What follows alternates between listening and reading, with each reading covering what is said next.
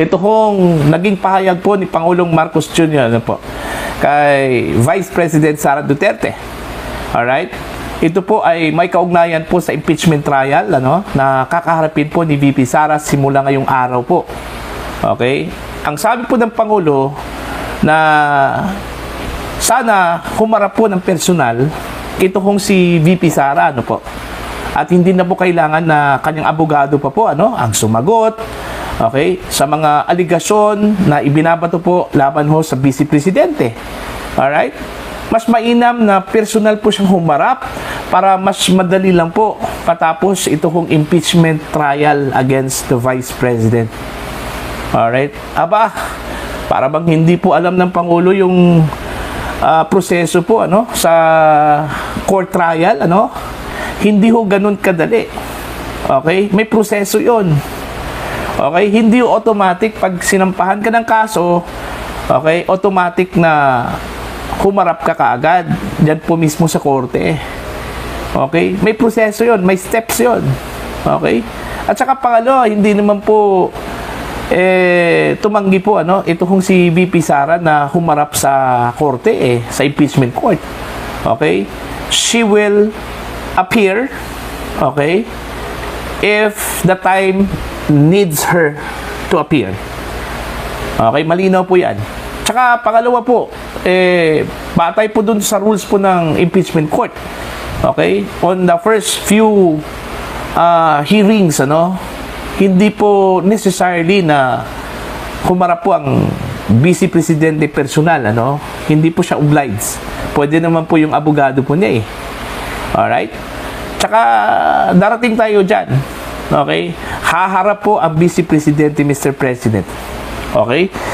Dahil dyan, binatikos po ng todo, ano, ni dating COA at COMELEC Commissioner Attorney Rowena Guanzon, ito kung si PBBM.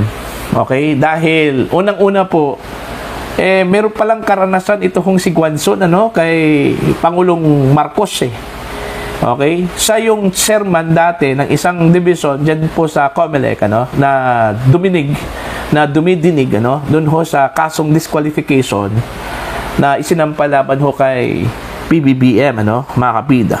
Alam niyo ba anong nangyari? Okay, eto. Babasahin ko muna no. Ito hong pahayag po ni Attorney Rowena Guanzon ano po, mga kapida. Alright? Ito yung sinabi po niya. Ano po? BBM, nung ako ang chair ng COMELEC Division kung saan dininig ang disqualification case mo, hindi ka sumipot. Sinabi ng abogado mo nung huli na may sakit ka. Sinungaling. Oh, yun yung sabi po ni Attorney Guanzon po, ano? Okay? Siya pala yung hindi sumipot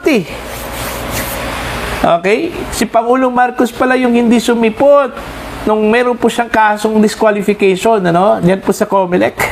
Sabi po ni Attorney Guanzon. Ngayon, sasabihin po niya kay VP Sara, ano? Dapat hindi na po kailangan yung abogado po ni VP Sara po ang humarap at magsalita diyan po sa korte, kundi mismo ang Vice Presidente. Mas mainam kung siya yung personal na humarap at sumagot sa mga aligasyon. Okay? Look, who's talking? Okay? Siya mismo hindi humarap Ay, nako. Ang pahayag ni Guanzon ay tugon sa sinabi ni Marcos Jr. sa panayam sa Canada. Okay? Ito yung sinabi po ng presidente po, ano? If it was me being accused, okay? Kung siya daw ang nasa kalagayan po, ano, mga kapida, ni Vice President Sara Duterte, I would almost insist over the advice of lawyers. If they advise me not to appear, I would insist on appearing. Okay? Kahit na po sasabihin daw ng kanyang mga abogado po, ano, na huwag ka munang umattend. Huwag ka nang humarap muna. Ako muna. O kami muna humarap. I-insist daw niya na huwag na. Ako na mismo humarap. Di ba? So, ganun po. Ganun ka sigasig po. Ano? Pangulo po, makabida kung siya daw ang nasa kalagayan po ni VP Sara. Ang tanong po, bakit nung meron po siyang disqualification, ano, sa COMELEC. Kung saan po ang chairperson during that time ay ito kong si Attorney Rowena Guanzon. Bakit hindi ho siya humarap? Abogado po niyang humarap. Tapos sinasabi ho na nagkasakit daw ang Pangulo, ano? Diba? Kasi kung yung kanyang pagiging porsigido po ngayon, ganun ka porsigido po siya noon, hindi ho hindrance yung sakit na kanyang nararamdaman. Okay? Kung talagang gusto ho niyang humarap at gusto niyang tapusin po yung kaso, ano? Bakit ngayon medyo nag-iba po? Diba? Kaya nga, look who's talking. Alright? Wala hong kredibilidad yun eh. Kasi unang-una po, maganda lang po yan, ano? Makapida ko mismo, yung nagsalita po, ganun din yung ginawa niya. Okay? Sa mga kasong kinakaharap po niya. Diba? Hindi. Diba? So, wala ko siyang kredibilidad to speak about that, ano? Para ho kay Vice President Sara Duterte, ano po. At saka pangalawa, gaya na sinabi ko po kanina, ano, meron pong proseso yan, step by step yan. Hindi ho automatic na kapag sinampahan ka ng kaso, kahit na sa mga regular courts, okay, hindi po kailangan na humarap ka kaagad dyan sa korte. May proseso yan, may panahon na kailangan mong humarap. Na kahit na sasabihin mo na hindi ka muna humarap, kailangan mo talagang humarap. Otherwise, makukontempt ka. Ganon yun. Okay? So, kung ganon yung proseso na gusto ho ng Pangulo na siya na mismo yung humarap, ano? Hindi na po niya kailangan ng abogado. Diba? Siya na mismo humarap dyan. Siya na po yung mag-aabogado sa sarili po niya. Diba? Kaya nga, para sa akin, parang ipokrito yung dating, ano? Okay? Kasi, gaya na sinabi ko po, may proseso po ang trial. Okay? Hindi automatic na ikaw mismo yung humarap kagad dyan. Ano pang silbi ng abogado mo eh? Nag-hire ka pa ng abogado kung ikaw na mismo yung humarap, hindi na pong abogado mo. Diba? Ganun lang po yun eh. Okay, kaya nga, madali lang po sabihin po yun. Kapag hindi po ikaw ang nasa kalagayan po ni VP Sara, no? Kasi kung nasa kalagayan mo, do you think haharap ka? Personal?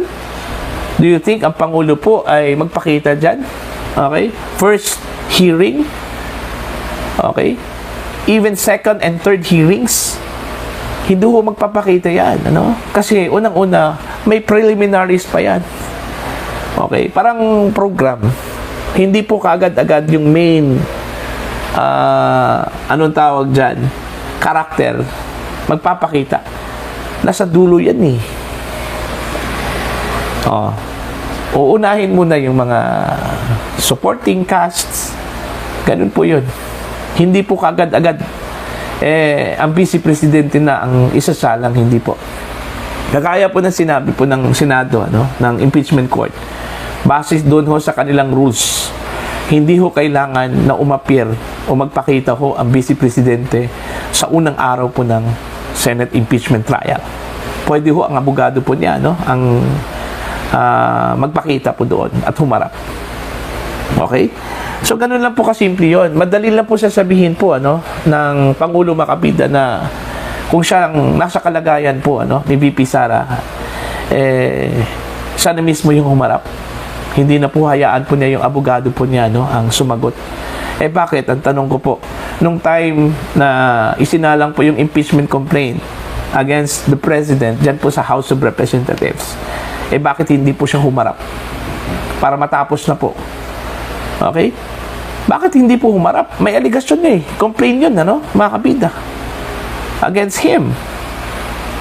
Diba? O bakit hindi po siya humarap? Bakit ngayon? Gusto ko niyang sabihin kay Sara Duterte na ikaw na mismo ang humarap. Ano? Personal. O, see? Madali lang po sabihin po ng Pangulo, ano? Kasi wala ko siya sa kalagayan po ni Sara, ano? Kahit nasabihin po niya, kung nasa kalagayan po siya ni Sara Duterte, hindi ako maniniwala ho na personal hong humarap ang Pangulo, mga kabida, sa mga pagdinig, ano? Kung hindi pa po niya panahon na humarap. Okay? Hahayaan muna niya yung mga abogado niya, ano? Okay? Ganun po yun. kahit saang kaso po, ano, kahit saang korte po mga kabida, hindi po automatic na ang akusado na kaagad ang isasalang dyan, ano. Diba? Gaya na sinabi po ni Senator Win Gatchalian, ano, in the first few days sa mga pagdinig po, ano, dyan po sa impeachment court, more on administrative matters. And kung meron man po mga witnesses na isasalang po, ano, most probably, yung mga supporting characters. Hindi ho yung main character po, ano, na si Vice President Sara Duterte. Okay, wag kang mag-alala, Mr. President, darating talaga dyan, ano, si VP Sara na kailangan nung humarap po sa impeachment court. Whether she likes it or not, haharap talaga siya sa impeachment court. So, what do you think, ano, mga kabida? Ito hong advice po ng Pangulo, okay, unsolicited advice kay Vice President Sara Duterte, ano, na huwag nang iasa sa kanyang mga abogado, ano, yung pagsagot po sa mga aligasyon, kundi personal ho siyang humarap dyan po sa impeachment court. Okay? Na hindi po niya ginawa nung siya po ang merong kaso po dyan po sa COMELEC. Okay? Yung kanyang advice po kay Vice President Sara Duterte, ano. Do you think it's a hypocrisy po, ano, mga kabida? Alright?